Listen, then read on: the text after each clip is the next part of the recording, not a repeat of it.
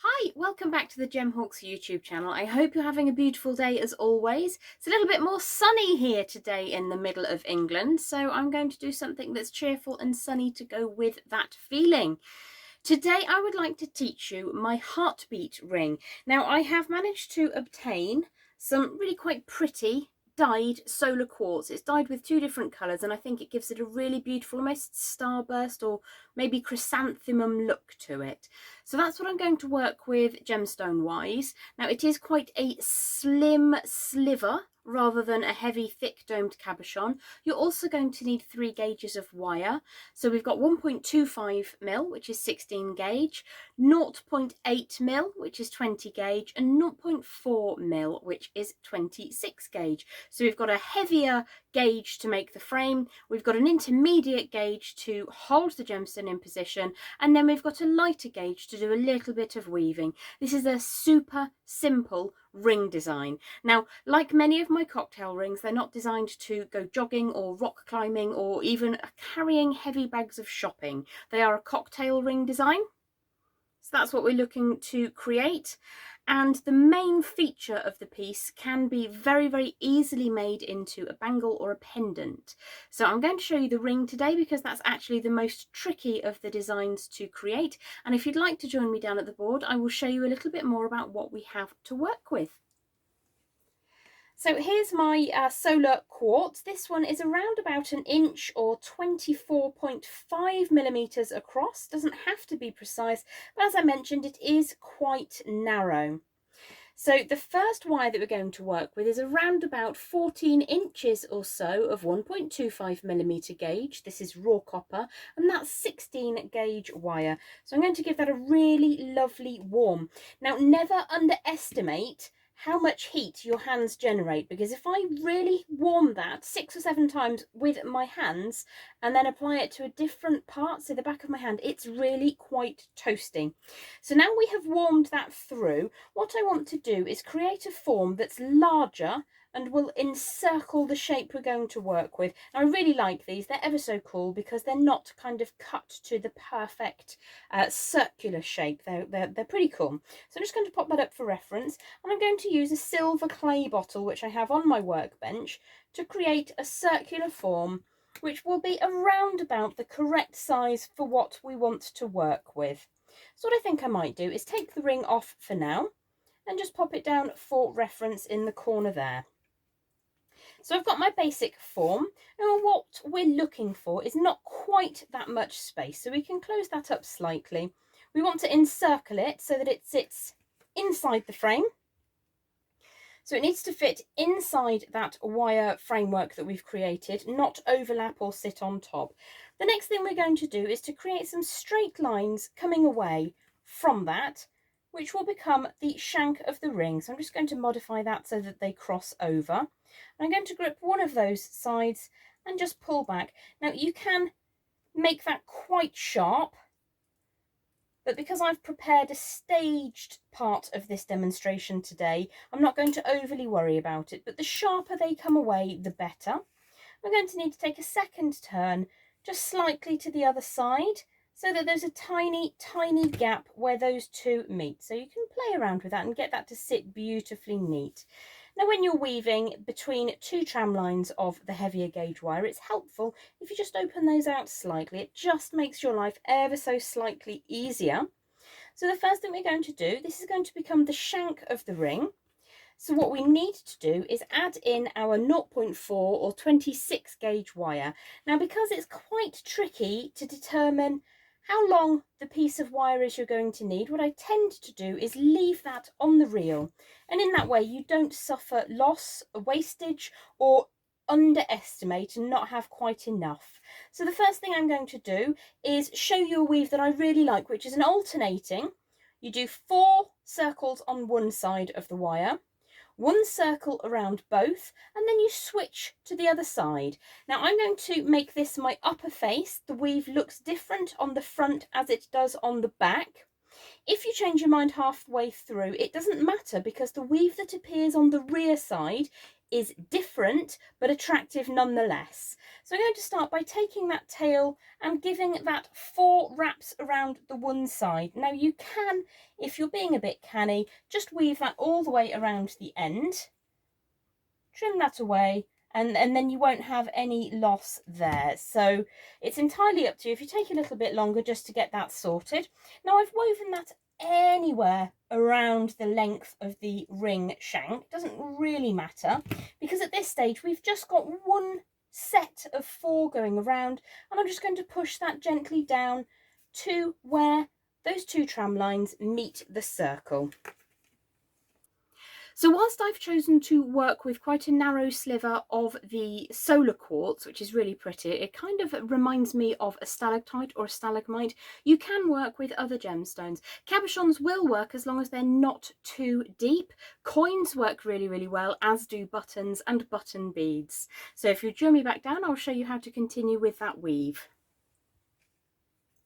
So we've gone 4 times around our upper straight line. I'm just going to move my tools out the way.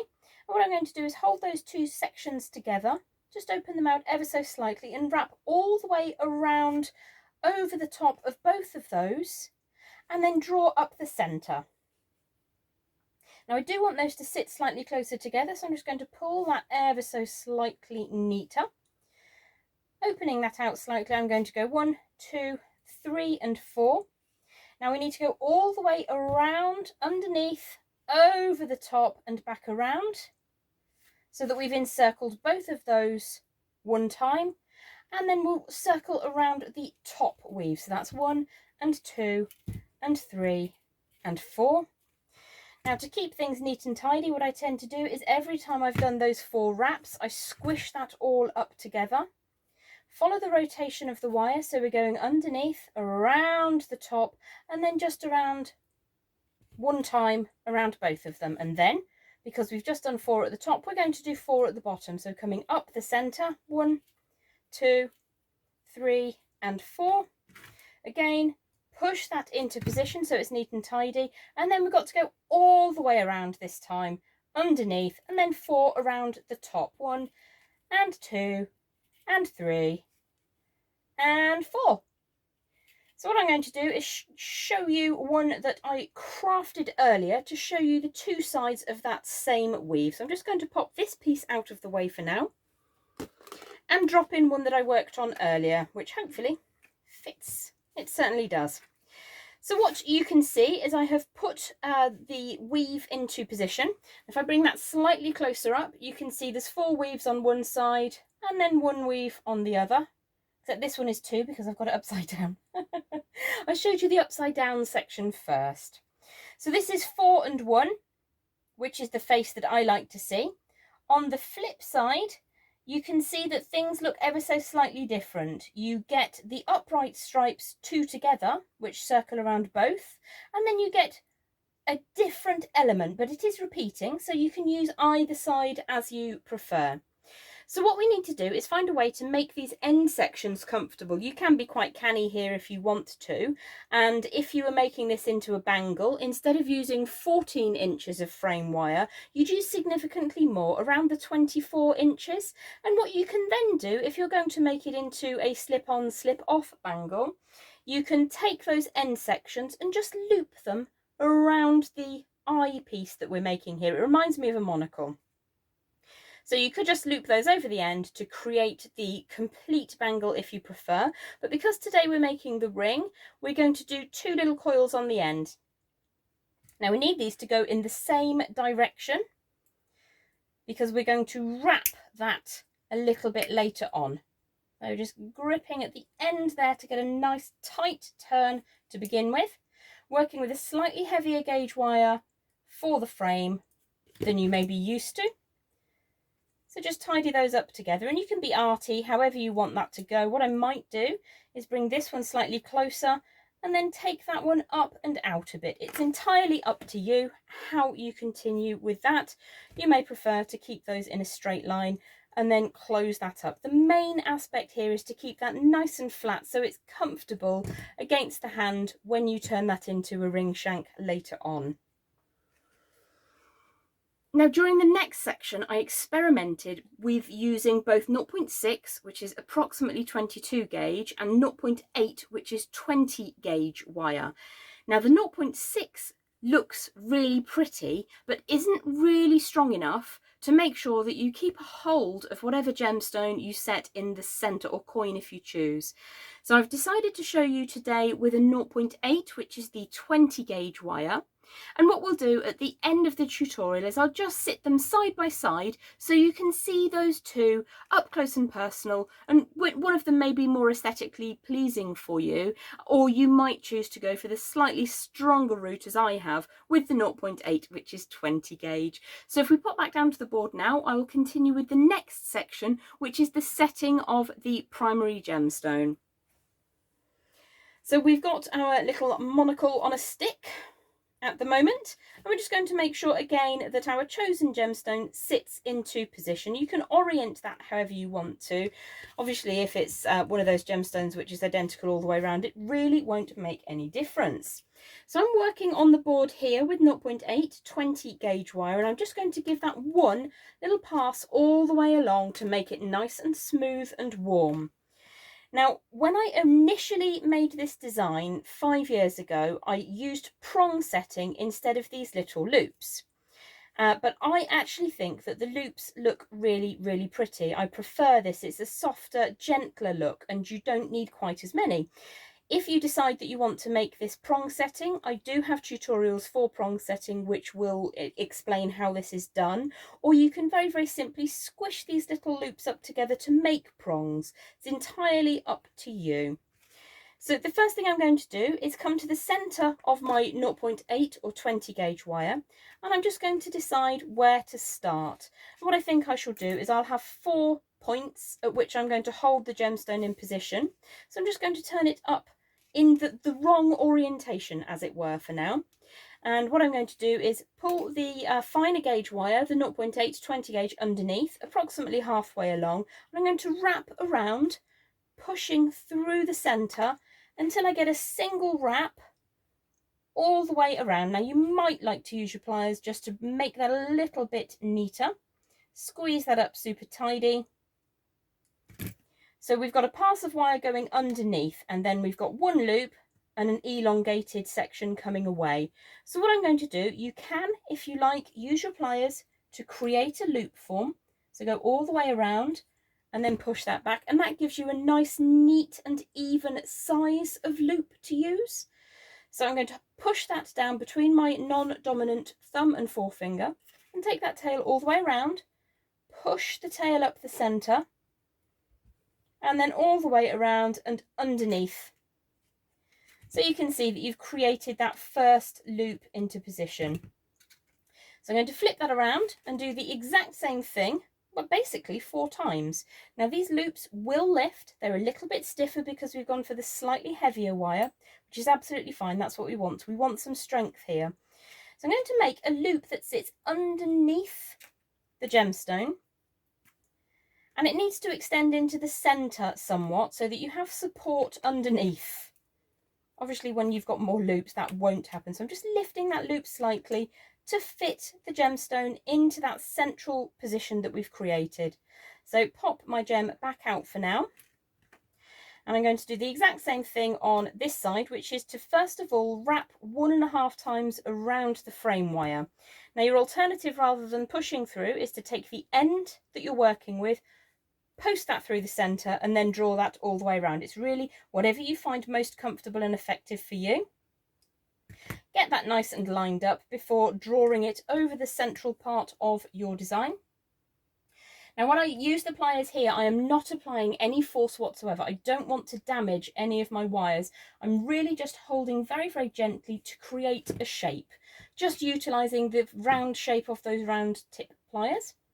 Now this is floating around a little bit on the framework. Don't worry about that for the time being. We can secure that later. Again, pushing with thumb and forefinger. I prefer to push my wire up the center and then drag that all the way through. Now the way in which we create a very secure network underneath where the cabochon or the gemstone is going to sit is by crossing over at this point. So we're just going to cross those two over. And what I need to estimate, if I'm looking to generate some form of symmetry, I want the wires that have crossed over, they're underneath the framework, underneath where the cabochon or gemstone will sit, which I just need to get out the way. I'm going to estimate where that comes up to be in symmetry with these. So you can either make that really, really long or draw it a little bit shorter and across. And I'm going to estimate the symmetry to be around about there. Post the end through, whichever is your preference, draw that all the way around, push over the surface. So I'm really repeating the steps a couple of times here. Again, I'm very, very gently gripping that frame wire just to create a rounded loop. I'm not sure if rounded is a word, but I like it. So visually, what you can see is a single wrap plus the rainbow shaped loop and then a single wrap. So as long as you repeat that pattern, it will aesthetically look the same all the way around. So take the tail through, pull that into position and push that underneath for now. It will come back across. I'm just going to give that a little bit of a straighten so it gets out of my way. So we're on to the last of our 4 settings. I'm just going to lift that very, very gently, making sure that these are neat and tidy. And then again, I'm just estimating the symmetry. You can move it ever so slightly. And I'm going to put the tail through for this one because it's starting to tighten up a little bit in there. All the way around that frame and across the surface. Tighten the wraps together. You will be able to lift that back up, so don't worry about pressing it down. Pop the round nose pliers very, very gently into position to create that round shape and then draw that back down. So I'm just going to again grip with my non-dominant hand and then wrap twice around the framework that we've created, pushing really firmly here. You could use nylon jaw pliers if you prefer, but for me it's easier by hand, just to make sure that we don't lose that shape. Now you can see that that wrapping is really, really wide, so I'm just going to draw that together before giving it a squeeze to set it into position. So this in and of itself is a really lovely way to set a cabochon. You just need to consider what your outcome desire is. Do you want it to be super secure, or do you want to have it visually with less wire across the front? So we're going to pop back down to the board now and I'll show you how to set your cabochon into position. So what we need to do is just lift those 4 little rainbows up a little bit, trying not to mark the wire and trying not to change the shapes that we've created. And what's cool about these solar quartz is that they are funny shapes, so often you can find a way to kind of wiggle them in a little bit. If it doesn't 100% go in on the one side, it might be easier on one side than another. So we're just going to sit that in, make sure that the gemstone is inside the framework that we created and not sitting on top of it, and then you can very, very gently push those loops back down over the surface of the gemstone. Now quartz is quite a tough cookie. You may not be able to do this with certain gemstones. Certainly wouldn't do anything like this with perhaps a kyanite because it would be very, very easy to ruin it. Now I'm just going to take a second to see if we're happy with the position of all of those loops. I like how those are sitting. Now that in and of itself, if you trim away the excess, would make a smashing pendant. Very, very easy to turn this length of weaving into a bail and just wrap around, as I have demonstrated a number of times in the past. So I'm just going to take a second to make sure I'm happy with both of those, and then we're going to take a look at the back. Bearing in mind our longer piece of wire is going to become the heartbeat over the surface of the ring in a moment, so we definitely don't want to do anything with that. The shorter length of wire we're either going to trim off or wrap and trim. Now if I just lift the shorter length of wire out of the way, what you can see is that once we've added this pass across the back, there will in fact be plenty of wire holding this into position. So what I'm going to do is make sure that I'm happy with how that's sitting and just trim it away on the one side over here. It will look super neat this way. And I'm just going to make sure that that end is tidy and squeeze that into position. You will obviously take a little bit more time than I am taking just to get that neat and tidy. Flipping back to the surface, or the top surface I should say, going to sit those into position, and what we're going to do is take the tail of the longer length of wire. It's just the way it's ended up. You don't need a huge amount of wire here, so don't worry if you've got 2 equal lengths at this stage. Just going to fiddle with those to make sure I'm happy. And I'm going to take the tail of wire and pass it inside the frame, between the gemstone and the frame. Pull that all the way down nice and tight. So if you flip that over to the back, you'll see that we've secured that in beautifully now. Pull that nice and firmly into position, and then we're going to sight it as close to the centre of our weaving as we possibly can. Drawing that over and creating a straight line down the middle of the design. So this is one side, it's going to be worn on the finger like this, so that's the aspect that we're trying to look at. So pulling that over the surface, what I'm going to do is I'm going to get about a third of the way across before I do a little upright. You can, if you want to, recreate an actual heartbeat. If you have an ECG trace and there's something on there that's meaningful to you, you can of course recreate that. So I've created a really sharp bend to begin with. I'm going to come up a little bit less than 1/4 of an inch, so not very far at all. I'm going to grip that quite firmly. And again, quartz is a tough cookie, so I have no problems in facing my pointed pliers downwards. If this was a gemstone that was a little bit more delicate, I would probably try to find, here we go, some flat facing pliers so that the flat bullet tip nose goes against the gemstone and you have less to concern yourself with.